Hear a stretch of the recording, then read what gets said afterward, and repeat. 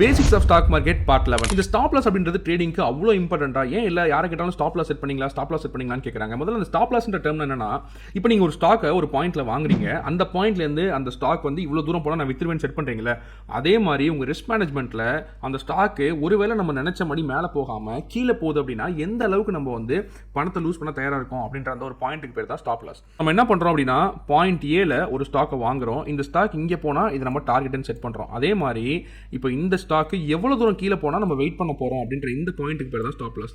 நீங்கள் 10 ரூபாய்க்கு வாங்குறீங்க, அந்த ஸ்டாக்கு 9 ரூபாய் கீழே போனால் நான் வித்துருவேன் அப்படின்னு ஒரு செட் பண்ணுறீங்க, ட்ரிகர் செட் பண்ணுறீங்க அப்படின்னா அதுக்கு பேர் தான் ஸ்டாப் லாஸ். அதுவே இந்த 10 ரூபாய் ஸ்டாக் 20 ரூபாய்க்கு நான் வந்து போனால் அப்புறம் வித்துருவேன் அப்படின்னு நீங்கள் செட் பண்ணுற அந்த டார்கெட்டுக்கு பேர் தான் டார்கெட்.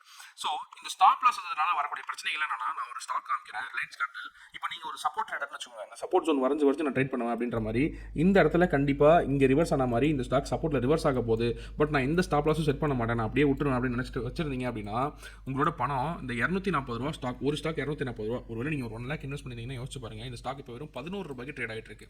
ஸ்டாப் லாஸோட இம்பார்ட்டன்ஸ் என்ன அப்படின்றத இந்த மாதிரி ஒரு சில ஸ்டாக்ஸை பார்க்கும்போது தான் நமக்கு புரியும்.